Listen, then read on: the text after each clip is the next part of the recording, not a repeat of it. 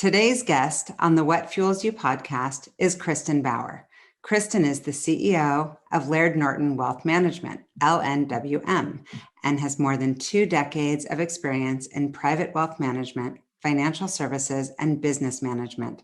Before joining LNWM, Kristen was a senior leader at Tiedemann Advisors, serving as managing director for the Pacific Northwest. She also served as CFO, Chief Business Development Officer, Chief Client Service Officer, and then President of Threshold Group. Kristen graduated from the University of Washington Foster School of Business with a Bachelor of Arts with an emphasis in business and accounting. She is a certified public accountant, CPA, and a personal financial specialist, PFS. Kristen grew up in Bend, Oregon, which inspired her love of the outdoors and her ongoing involvement with environmental causes. She currently serves as board chair of the Nature Conservancy, Washington chapter, and is board president of the Wilderness Awareness School. Welcome, Kristen. Thank you for being on the podcast. Thanks so much, Shauna. Happy to be here. So good to see you. Okay, I'm hitting you with some rapid fire. Boom, boom. Okay. Favorite place to hike? Ooh, Snow Lake's my favorite hike here in Washington. If you haven't been, you got to go. It's just a beautiful lake. Tell me something that you're maybe reading or listening to or watching that you'd recommend. Yeah, there's that book. I'm reading a book called Think Again, which is really interesting about how you challenge your mindset. So, but I can only take it in like bite-sized pieces because I'm not really a big fan of nonfiction books. Is that Adam Grant? It's Adam Grant. Yeah. Yeah, I read that book. Yeah, that was good. Yeah, it's good. That was great. Yeah. Okay. What is on like repeat, or I guess if you looked in your Spotify, what would be the most frequently downloaded artist? Ryan Bingham. Okay. I'm a country western. Oh, don't tell me. What? So you watch Yellowstone. I'm a total. No. I'm a country girl. Yeah. Okay. So he is in Yellowstone. He's Walker, the guitar player, and I took my youngest daughter to Austin over Labor Day, and we saw 2 shows of his. So okay, yes. I will download it just for you. I'm not into country, but I will do that. Okay, tell me some nicknames. Oh, well, you know one very well. Most people call me by Jabs, Jabs, which was my maiden name. Matter of fact, in college, nobody actually really knew my first name. I don't think. If you were to challenge the people that I went to college with, maybe I think you probably learned my first name way after you and I. Yeah, it's like I don't think I can even call you Kristen. Yeah. So, but my brother called me Kiki when I was growing up, which I hated because it was the next door neighbor's little girl, how she called garbage. But I actually think if I become a grandma, I'm going to like reclaim that name. That's so funny that you say Kiki, the grandma name, because I literally still practice and I'll throw names out to my kids of like what I want my grandma name to be. They're like, why are you doing this already? And I'm like, so excited to be a grandma for some reason. I'm like, slow your roll. Okay, tell me 3 words that others use to describe you as a leader. Hopefully they're aspirationally what also you would use to describe yourself. I think that they would say I'm an empath, that even though I work in the financial services industry, which is usually kind of a dog-eat-dog world, that I have been able to find empathy for families of wealth, for employees. I would say they say that. They would say that I'm a connector. I like to connect people together. I really find a lot of value in that. And I think they would say that I'm personable. Like for love of people, I love people. And I really like to understand what drives people, the more nuanced things, what gets them excited. How can I help them along in their journey? And what fuels them, right? Yeah, I've been asking, I was thinking about your podcast and the name, and it's such an interesting name for that. Like, what does fuel you? Like, what is underneath it all, right? Yeah, that's the whole point of it. And it's like so linked to what I do for a living, like really accessing that, especially when you're thinking about placing people into jobs or finding talent for people. It's like, what is getting them out of bed? It's more than just You have this skill, they have this need. It's like, how does that fit into their well-being and their overall kind of goals personally and professionally? I love it. Okay. Tell me something that you haven't done yet in your life that you have on your list, like that I just want to do this. Yeah, I have actually three things on my bucket list. One of them is to do the Annapurna circuit in Nepal. It's like a 3 or 4 week circular hike. It's been on my bucket list for a very long time, and I just haven't been able to find the time to do that. The other one is to live in New York for a season, like the fall, to go there for 4 months and live. And again, that one haven't quite figured that one out yet, although we now have a New York office, so maybe there's an opportunity to actually pull that off, and my girls are in school. And then the last one is to take a road trip down the Baja Peninsula and kind of camp along the way in Mexico. I have a fascination with Mexico. Tell me about this hike. How long is it? Like, what kind of hike are we talking? Yeah, you go around the Himalayas, and they have little huts along the way that you stay in, and you can hire somebody to kind of carry your bags, and you actually don't even need to bring much because they have like you just sit and have, I think, like a hot soup with a family or in a little hut and stay the night, and you just keep going. Like, you can take like a relatively light backpack. People say it's just like a game changer for you, and just your kind of mental as you're hiking around the Himalayas. It's so beautiful, but also just how the Nepalese and the other countries live, So how many miles are you hiking, like a day-ish? I think you can go at your own pace, but you kind of have to make it to that next hut. So yeah, I'm into it. I don't know if you're trying to do this alone, but I don't want to do it alone. So if you want to go, let's could go. Do 2 out of 3 of those. I've lived in New York for 13 years. So I've done the New York thing, but I like those other 2. Those are cool. Yeah. And I love that you knew them, because obviously I didn't prep you with these questions, and that you're just like, boom.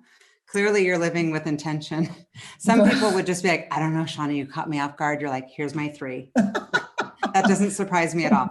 Okay. Well, because I haven't accomplished them either, but they've been on my list for a very long time. Yeah, but at least you know what they are. I mean, I don't know how I would answer that. I'm asking you, and I'm like, okay, I'll just cut paste what Jabs is saying.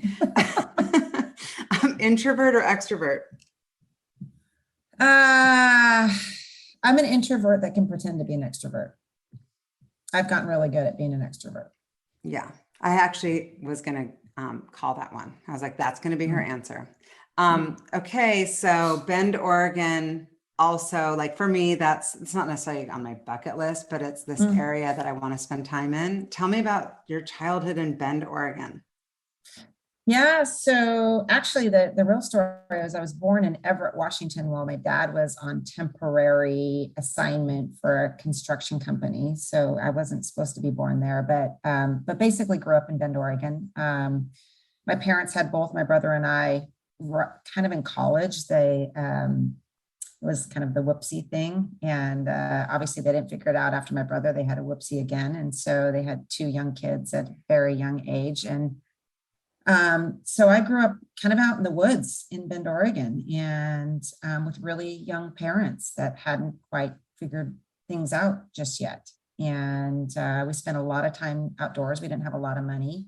We did a lot of, kind of camping and hiking. My dad was on ski patrol, so we went up to the mountain every weekend and skied. And, it was really about being outdoors and outside. Yeah, and it sounds pretty idyllic, even though there wasn't money, and it's probably like you didn't even know that you didn't have money. No, I actually, other than the fact that it was, my parents were so young, I think we try to recreate that now, that upbringing for children where you had to kind of fend for yourself. I was kind of a scrappy kid that spent a lot of my time outdoors, and both my parents worked, so my brother and I had to figure it out at home. We were latchkey kids that walked home from school every day. And yeah. Were you into school? Were you a good student? I was.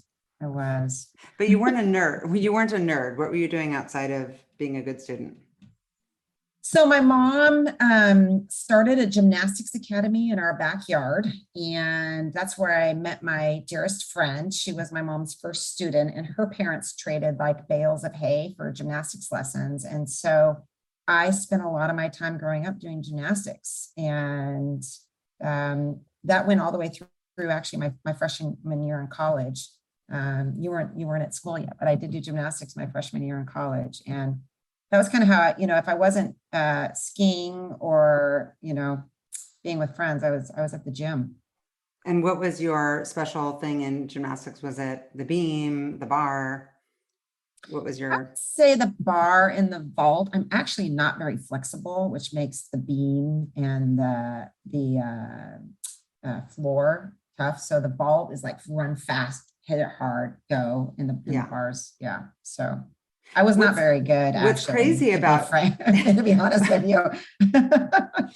well, to be able to do it in college is no joke. And so Yeah. who was driving you to be kind of, I guess, driven? Like, was there a value around success?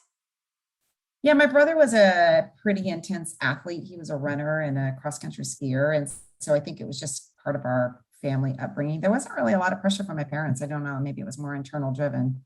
But he Yeah. was older than me by 15 months. So I do have a little bit of a competitive nature in me, and maybe fueled by my I don't think I brother. knew that. I've got the 16-month older brother too. Scott's Ah, 16 months older than me. really? It's Yeah. yeah, 15 months, 16 months. Yeah. And so, did you have teachers that kind of exposed you to the idea of business? Because I know that you studied at the Foster School of Business, which today, like, nobody can get in. Right, right. And it's an incredible school. But back then, I feel like, how did you even know that you wanted to study business? Yeah, I think the people that had the most impact on my life was my third grade and fourth grade teacher. My third grade teacher was Mrs. Brandon. She was so smart and wise, and actually empowered me to like think that I could actually be smart myself. And I think she instilled her love of numbers. I really, really like numbers. If you look at my SAT scores, I got like 750 on math and like 400 on English. So I'm a terrible English major, but really math. But my fourth grade teacher was Mr. Ingram, and he could care less about academics. He was about love, which is so interesting. And I remember my first day in fourth grade, he shared the story about two orphan kids, the baby's just born, and one nurse would like love on one and not on the other. And just that connection to human beings and love, and how that actually fulfills success in your life. It's just having love. He was a fascinating teacher, and the class was unruly. Like kids were just, all over the place, because all he would talk about was just like love and purpose and connection. And so, Are you anyways, still in both those two touch with teachers. those teachers? I was in with Mr. Ingram, passed away, gosh, probably 15 years ago, but I was with Mrs. Brandon. Yeah, they were both in Bend, and my mom was a teacher too. So, I don't know, from there, he instilled a little bit of confidence in me, I guess I would say. Yeah. They both did. Isn't that amazing? Yeah, like it's teachers amazing. just need to know these stories. The impact, whether it's doubt. I had dinner months and months ago where we had kind of a table topic at a dinner party at my house. And we were talking about teachers and the inspiration or lack thereof. And one guy who's massively successful was saying that a teacher basically brought him into parent-teacher conference and told his parents in front of him that he wasn't going to basically amount to anything, that they should start looking at like vocational schools for him, like in front of him. Yeah. Learning disability, which today people know a little bit more about, but back then they didn't. Right. And he said that like every little bit of success, he like sends that teacher a letter, like a little bit of that, like carrot stick, like fueled by doubt, like fueled by like proving someone wrong, versus like I was always supposed to be successful, so of course I'm holding myself to that standard. It's just fascinating what kind of gets people to push themselves to that next level. It sometimes is doubt. So it's fascinating. So how did you choose UW of all the schools? Is it because it could have been U of O? A lot of Oregon people go there. Because I wanted to do something different, because all my friends were going to Oregon and Oregon State, and UW seemed so far away, which is amazing. The big city. Big city. So I drove up there and was like, this is where I want to go. It's the only school I applied to. So it was never had been to Seattle. Because I don't know if you when you drive on I-5 and you kind of come around the corner and you see the city, you're like, oh my gosh, this is amazing. Yeah, of course. Yeah. Was that the right choice for you, UW? Absolutely. Absolutely. Yeah, It was such a great experience. I mean, it opened my eyes to so many new things, business-wise, city, Bend was tiny. I ended up graduating from a high school, from a school in Portland, actually, Lake Oswego, which is kind of small and very nuanced in itself. And so just being exposed to something different than Oregon was really eye-opening. Yeah. And you went right into consulting. Was that something where they kind of came on campus and did, I know that consulting and finance and investment banking and those types of industries often do on-campus recruiting. Is that how you ended up at Arthur Andersen? Yeah, so I'm a CPA. I actually went into the auditing side of Arthur Andersen. They came on campus when I was a junior. They offered me a job at the end of my junior year, which was really kind of cool. So my whole senior year was just about graduating and partying. Party. Party in the front, Arthur Andersen in the back. I had a job. I wasn't doing gymnastics anymore. I didn't have to stay in shape. So yes, it was all about it. Like, but you and I were in a sorority together. I lived in the sorority all 4 years, and it was about it. We had a great time. We did have a good time. What did you learn at Arthur Andersen, and did you ever consider that as your long-term career? I didn't, and mostly because, not to go on the female thing, but it was really hard to be a female in it was the Big 8 back then, accounting firm. Because if you wanted to have kids, I mean, what I learned was how to work hard. I had never worked so hard in my life. I mean, it was not unusual to be working 80 hours a week, 90 hours a week. And I mean, 7 days a week you were working, and being really like technical about all the things that you had to do and managing all the different moving pieces of an audit. I mean, they really had a great training program that set your mind up for like how to be successful and manage projects and keep all the different balls in the air at one time. What sacrificed was your life. And I saw there was no female partners in the Seattle office, and women that I really respected who had kids. I mean, they just really struggled. They didn't get promoted because they had to leave at 5 or 6 o'clock to go pick up their child. And then I find it just horrendous. It was terrible. It's terrible. And it's such bullshit. Terrible. I mean, I hear that, and we've made some progress, but I'm reading a book. Actually, a friend of mine just wrote, it just came out yesterday. I'm going to send it to you. It's called Women Who Lead. And I'm in it. And it's, the statistics are just crazy. We haven't made enough progress, and we could have a whole podcast dedicated to the subject. But I want to dig into you. So we're not going to go there too much on that. But I can understand that. Certain and I don't know that it was necessarily a conscious thought, but it was just maybe subconscious, like, wow, this is not a place I want to be for the long haul. And then true story, we were not allowed to wear pantsuits. We had to wear skirts, which I remember in my tenure there, was like this big announcement, oh, women can wear pantsuits. Like, oh my God. It's so funny because I literally have one of my questions, because I worked in New York for years and San Francisco, kind of in that, like, in those industries, placing people and recruiting into consulting and finance. And they were the industries where, I mean, I had to tell people what to wear in the interview, and it had to be the pantsuit, the skirt suit, specifically for women, the skirt suit, a certain length. I mean, it's so old school. It's actually like awkward to even talk about, but it's real. I mean, like the people that are listening today that are like 22 are like, wait, what? But it's real. What were you excited you had to go in the office? 5 days a week what? You had to be accountable? Wait, 80 hours a week? What? What kind of projects were you working on? And I guess when I hear the word audit, think of that as like, wah, wah. Like, I don't want to be audited. Did you feel like also like that's not the inspiring person? It's a little bit of the like called to the principal's office. Yeah. And you bring up a really great point, because again, these things, I'm somewhat of a slow learner, but I started to realize that we were looking historically at numbers and auditing things that happened in the past. This was nothing that had to do like making a positive impact for the future. It was all about, like you said, auditing the past. And so it just, like I said, I learned a lot of great things. I couldn't be more thankful for my like the foundation there. Yeah. Total foundation. And honestly, it is what brought me to where I am today. So I'm incredibly thankful about how that launched me into where I am today. Yeah.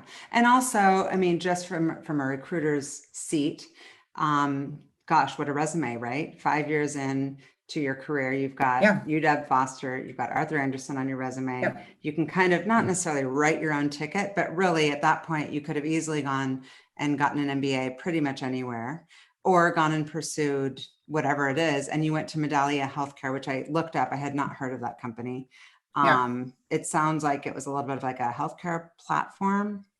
Yeah, it was actually a Is that client of mine. It was they were taking on managed care really aggressively. It was a culmination of the Franciscans, Providence Healthcare, and Children's Hospital, and it was really this great concept, but did not really succeed in this concept of taking on what was called managed care. But what the outcome of that was that the person who was running the Providence Health Plan was a gentleman by the name of Tim Cavanaugh, who was George Russell's son-in-law. And, I was only at Medallia for a year. It was like this thing. And I got a call from Tim Cavanaugh, and he said, "You actually don't know who I am." He and I formed this really great relationship, but like our companies were struggling. We were trying to figure out this managed care. Both of them honestly were going bankrupt, and they ended up going in some sense. But he called me and he said, "I have this other life. I'm actually George Russell's son-in-law. And what would you think about joining me on this side of the table? I'd like to introduce you to my father-in-law. We're about to sell the family business, and I'd love for you to join me and start our family office." So how big was the family office at the time? Nobody. It was me. Oh, it was just you. yeah. No, I mean, yeah, like asset wise, like, what are we talking? Because now you're in the like multiple billions, like the magnitude of your role now is so beyond comprehension that I'm curious if there was like a building blocks, or if it was like you just got thrown into the crazy. Well, it was 28 and I got thrown into the crazy. So the public numbers are that it sold for more than $1 billion. And so this was all, completely new to the Russell family. George Russell obviously is one of the most brilliant investment minds in the world, has been touted that. So we knew a lot about investments, but wealth is a very personal journey. And so I think the family was really wise in saying, gosh, we know a lot about investments, but we don't even know about, we've been basically investing in this business with not a lot of cash flow. Now this is a whole new regime of like liquid wealth for us, where how do we even think about this journey and what we can use this wealth for? And that's when they hired me to basically help them start this family office that was originally focused just on that family and setting up a structure and thinking about the foundation and raising their kids and, what do they want to do with this new wealth that they didn't have. And so when you say setting it up from an operational standpoint or from an investment strategy standpoint, or all of the above? All the above. So that's incredible. All the above. And so they just trusted you because obviously at that level, oftentimes it is more than anything about trust. That's 100% what it was about. Tim and I had a really trusting relationship. We had formed a friendship, and through very difficult times, it wasn't great. It was like we were in conflict with each other because our companies were trying to negotiate, but we built this level of trust. And then, I was very fortunate that he introduced me to his in-laws, and what a wonderful, wonderful family. Yeah. And my gosh, I mean, clearly a huge pivotal part of your identity, your career, took you through raising your girls. I mean, 19 years with one family, with one company, but it didn't just stay with them. You grew it because it's like, hey, now we can scale this thing. How did you guys make that decision, and what did that look like? Yeah. So, these stories are so interesting. So the family sells Russell. We start setting up this structure. They're finally at a place like we can enjoy this wealth. It was like 54 years of building the business. Jane Russell was in the business. A couple of the kids were in the business, and Jane Russell gets diagnosed with cancer. And it sent the family in, I'll say, a major tailspin of like, okay, we have all this wealth, but we can't save our mother. And we've worked so hard to get here. And now, like, what is it worth to us? So we sat down, I remember this time exactly, about what's important to us as a family. What are we going to do with this? How can we actually make a positive impact on the world with this wealth? We can't save our mom. She passed away a year later, or 16 months later. And that was the original idea for opening our doors to other families, of creating a community of families where you could believe in this notion that we can use wealth as a force for good, that it's not this nasty thing where it's just about making money, that we can actually use our resources, whether it be wealth or our name or an impact, and make a positive impact on the world and a positive impact on our family, thinking about legacy, raising our kids. And so that we opened our doors in 2004. Jane passed away in 2002. We went through a whole year of like figuring out how to do this and opened our doors in 2004. And then that's what we grew that business and ended up selling it to Tiedemann Advisors about 17 years later. And I mean, it was a really wonderful business that was thoughtful about families, helping families make an impact, thinking about well-being. And, it's really hard to even, like, let's think about raising your children in this space of affluence with a lot of wealth. Like, how do you raise them to be self-sustainable and happy when they're going to inherit all this wealth? And that's what the company was about. It wasn't about making a bunch of money, even though you can do good and do well at the same time. It was really about, how do we support well-being for wealthy families? The kid part, I think, is so complex. We had these friends in New York who came from nothing, and they had a hedge fund and they had all this money. And, it's easier to have a driver in New York. So they had a driver. Yeah. And then their daughter, like my son. And so he was 2. And so they would pick us up. And now all of a sudden we have a driver picking up my son. But the days that we didn't drive with them, we would be, the subway to the train to the blah, blah, blah, to the, like normal humans get in New York. Right. And then it was like, imagine our son now suddenly becomes like, I don't want to go on the train. Where's the driver? You get like crazy. And then they were super conflicted about it because it's easier to take the private jet. But this is bad for the environment, right, but it's more efficient. But then how are we going to create kids that are gritty and driven like us? Because they're not going to ever know what it's like to not have it. And it's this cycle of like entitlement. And then sometimes they have depression, and then they are depressed that they're depressed because they don't understand what's there to be depressed about. We have everything we could ever want. It's this whole cycle that I've seen with several families and their children. The children is the biggest thing that I've seen. It is the biggest topic of conversation amongst our families, if they have children. Yeah. If they don't have children, it's about, how can I utilize my wealth philanthropically, or that's probably more the conversation if there's no children, but it's the number one conversation. Yeah. And especially if they made it on their own, because it's like, well, I made it on my own because I've got this hunger and this grit and this desire to, and this work ethic. Like, and then if somebody's just been given it, it's a little bit like, how do I? Yeah. And then the kid has this guilt. Even if they're in a family there's business, a lot of guilt. There's a lot of guilt. And so these are the types of examples I think you probably deal with constantly. But for the normal human who's just looking into partnering with someone who's a wealth advisor on a normal level, what types of things should they be looking at? What types of questions should they be asking? Just like in general. Yeah, for me and for us, it really is about, what are your goals and objectives, and honing in on truly what is meaningful for you. Investments are just a tool and a lever that you can pull. Estate planning is just a tool and a lever. It's really about taking a step back and figuring out what's important to you and how do you want to utilize your wealth, or what wealth do you need to facilitate those goals and objectives, and how can we help get you there? I mean, it's about developing a plan for you that has to be nimble, because markets change, estate plans change, kids are born, people pass, all those things. But it's about the impact you want to make, well-being, and thinking about how you can, what's the use of having wealth if you don't have well-being? 100%. 100%, right? And like I said, there are just our tools behind the scenes to help you get there. It's really about well-being and accomplishing your goals and objectives.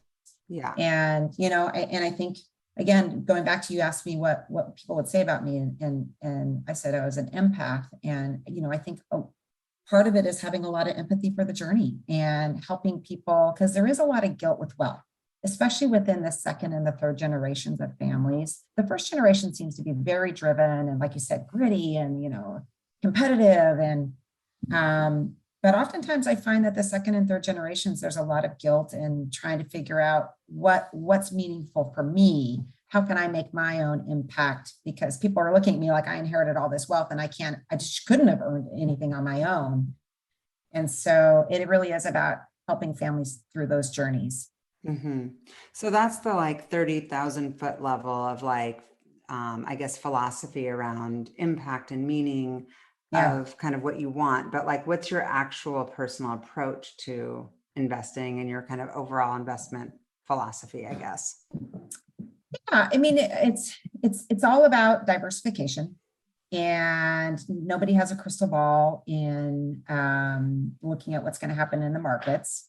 It's about thinking of all different asset classes, whether they be private investments versus public markets, real estate, et cetera, and having a really well diverse portfolio. It's about understanding your own personal risk, which oftentimes has figuring out what your time frame is and how much risk you're willing to take and how much you can actually stomach. And then figuring out what kind of impact you want to make. And do you want to invest in something that's having a positive impact outside of a positive financial impact, And so, and then underneath that, if you kind of take a step down, it's like, where do you find investments that align with that? And where are you spending your money? Does it make sense to go into a private equity investment? Does it make sense to go into the market? How do you go into the market? What's the most cost-effective, efficient way to do that? Is it a passive or is it an active investment? And so, but if you don't start up top and think about what are my goals and objectives, what is my risk, and then developing a plan, like I said, investments are a lever, but what's the overall plan? That's the most important part. Yeah. And are you ever, I guess you're in a position, let's go into Laird Norton now, because now you're at a whole nother level. Which is crazy town to me. It's public. Talk about the assets under management. Tell me also just like how this whole thing happened. It's only been a few years. Yeah, so Laird Norton was founded 55 years ago. Laird Norton Wealth Management was actually started as a trust company for the Laird and Norton family. They're a seventh generation family that's really intentional with their wealth. The company started taking on other clients in the 80s. And the family, I like to say the Laird Norton family was, they had a family business. They became a business owning family when they were originally in timber. And now we're a business about families. So when I joined in 2020, April 2020, if you all remember, that's when the pandemic, perfect timing. We were managing about 3.8 billion in assets. And over the next really 14 months, we merged with two other companies, and now we're, depending on the day, it's been a tough financial market, but we're around 15 billion in assets under management, have just shy of 200 employees and offices in New York, LA, San Francisco, Seattle, and work with about 1,500 families all across the US. So it's been almost quadrupling our growth in about a 13-month period, like I said. And was that something that was really intentional, or did it happen organically? It was somewhat intentional, and I'll tell you that the basis of who we are, I think, is really attractive to organizations similar to ours. We're family owned, majority family owned. We have employee owners too, but this family that's committed to the next 7 generations, and we're not private equity that's looking for a turn on our money or an exit plan. People who work with families want to make sure that their families are taken care of for the next generation. And even though I may not be here, wanting to have an organization that's committed to this space that isn't about just making a lot of money, it's about doing what's right by families. And I think we have a history of doing that for families. So the first one was more, I would say, intentional. The first merger, we acquired a company here in Seattle and brought on a team of 15 and around 2 billion of assets under management. What company was that? The name was Filament. Okay. Really great company here in Seattle that was working with some ultra high net worth families, and a great team that was innovative, which has been really nice. And so we brought them on in December of 2020, and then literally a month later, we got a call from Deb Weatherby, who built her firm called Weatherby Asset Management. 32 years, never done a deal, started it herself, and a really thoughtful firm, invested heavily in impact investing, really thinking about diversity, works with incredible clients and an incredible team. And I think this notion of a values alignment with the family, with this long-term commitment to this space, and then also the fact that we were doing some things that she was thinking about doing, like we have a trust company, having a trust company in addition to what's called a registered investment advisor. Yes. We're kind of a unicorn in this space where Yes. there's a handful of other ones. That speaks Well, to this it looks like nature. Yeah, because you've got all these services. Just researching, and I have to say, it was the most digestible, accessible, like inspiring, because it gave me like action items. I was actually printing a lot of your PDFs and one pagers from the various services that you provide. I went into like the investments, the planning, the trust services, all the different areas. The 7 questions you should ask about equity compensation. I literally was like, okay, what do I own? When should I like activate on that compensation? Like, when should I keep it? All of the different things. What are the tax implications? Because I'm dealing with equity offerings daily with my candidates who are getting stock options. And I thought I kind of knew, but it's like really good. I'm like, oh, I can just be like, look at this and send them this link. All of the estate plan strategies that you guys have in there, how to choose a trustee, the checklist that you have. I was just super impressed. And also just thank you. When you talked about Weatherby Asset Management, I remember you telling me about her and how impressed you were and how aligned you two are in your philosophy and just values. Impact investing. I mean, it's so important. It's so important. And we had just envisioned a world where you don't even use the word impact, that every investment has a positive impact on the world, whether it be social or environmental. Right. And just thinking through the fact that you have access to all of this, the tax, that you can advise people on like the tax implications of all of their investments, and how to get into the alternative asset space, and just all of it. It just felt very like whoever invests with you, it feels holistic, like the whole picture is taken care of. That's the reason why we went down this path with Weatherby, because our 5 strengths and their 5 strengths weren't quite overlapping, and so we felt like together. And if you look at we call it our True North statement, which is really about how do we unify and bring ourselves together to amplify whatever it is, and like really leveraging each other's strengths, which is more difficult than I would say just hiring them and like you got to fit into our structure. We're really thinking, we don't even call it integration, we're calling it co-creation, which is like, what can we imagine we can be? Like, we're building something really different here. It's than a regular financial services firm, which is actually harder to like, okay, how are you doing it? How are we doing it? What could we imagine that could even be better that we could do it? And let's strive towards that. Right. Well, and you're also, it looks like, committed to corporate responsibility and sustainability as a company, which doesn't surprise me. It's aligned with your personal values.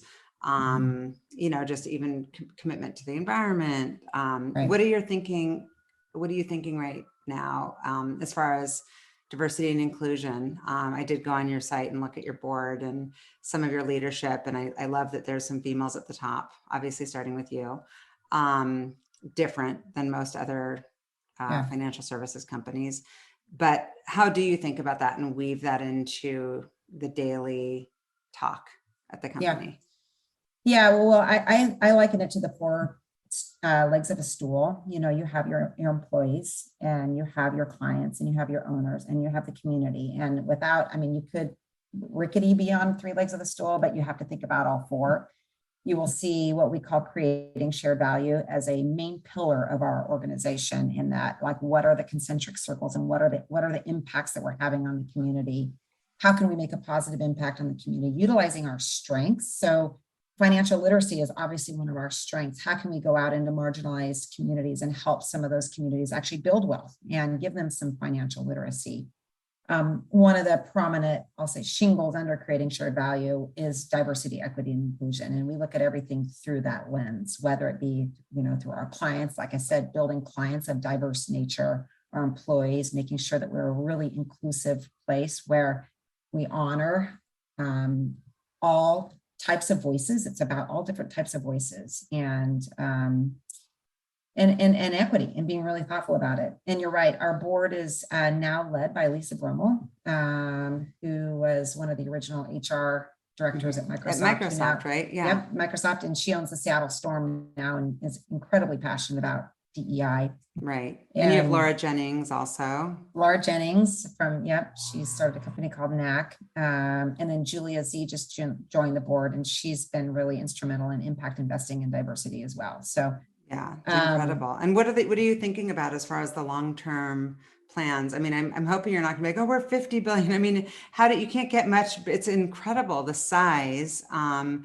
I think for me, on a way bigger and way smaller, like itty bitty ant size, like for me, I think about my company, I get scared of losing control of, like you said, connectivity to people. Like the bigger you get, the more families, to make sure that it's not just sending documents and updates, but actually spending time and feeling like you really know them intimately.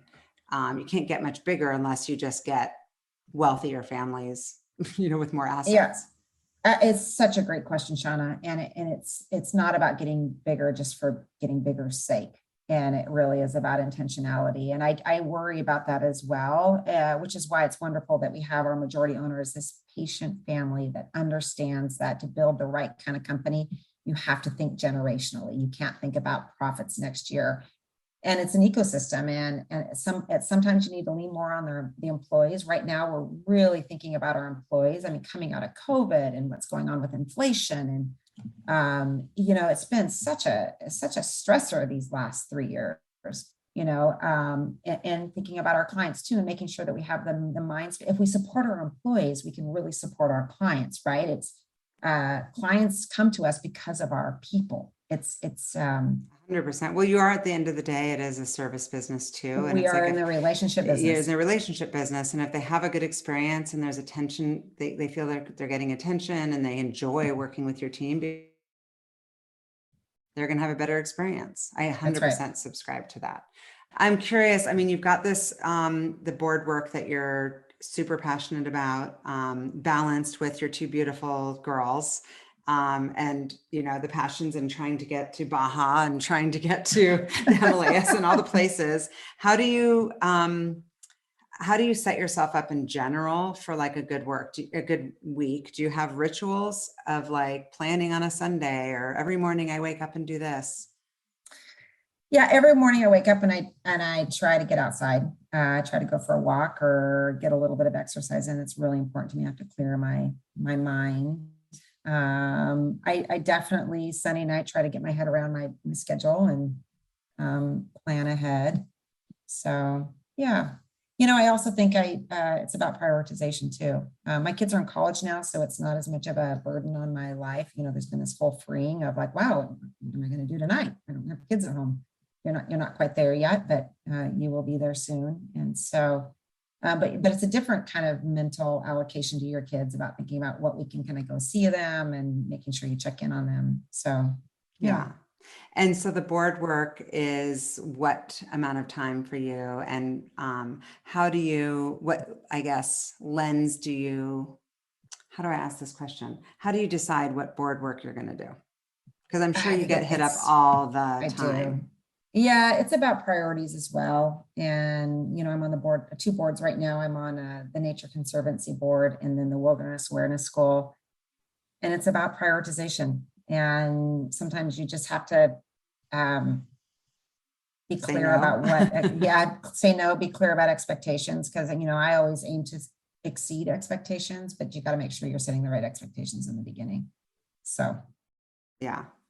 yeah. Well, it's incredible, all the stuff that you're doing to give back. And I am curious if anybody's listening to the podcast and would want to work with Laird Norton. Is there a minimum investable assets that they would need to have in order to work with your team? Or do you do workshops or anything that's, if somebody's listening and wants to work with you, like, can they?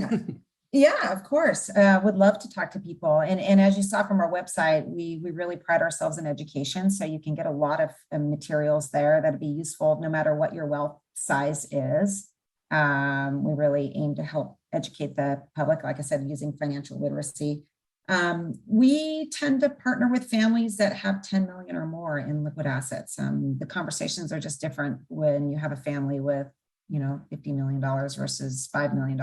You're thinking more about probably retirement and college planning at 5 million, where you're thinking generationally at the 50 million. So yeah. And those conversations start to pivot at around 10 million. But we've got families that we worked with for a very long time and for generations, and assets kind of dissipate down. So kind of depends on the situation. There's no hard, fast rule for us with this. It kind of depends on where a family is. Maybe they're in wealth creation and it makes sense to partner with us now. Yeah.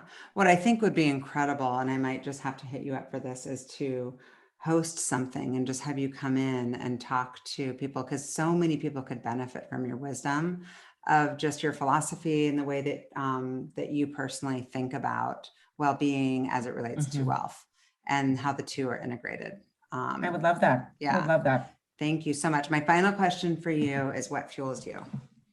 Yeah, I love helping people kind of become their best self. That's what fuels me when I see somebody, whether it's just a little nugget that they take. And I tend to be behind the scenes helping families or employees. That I love seeing somebody who is on the journey of becoming their best self, whatever that means for them. That gets me that's what gets me up in the morning.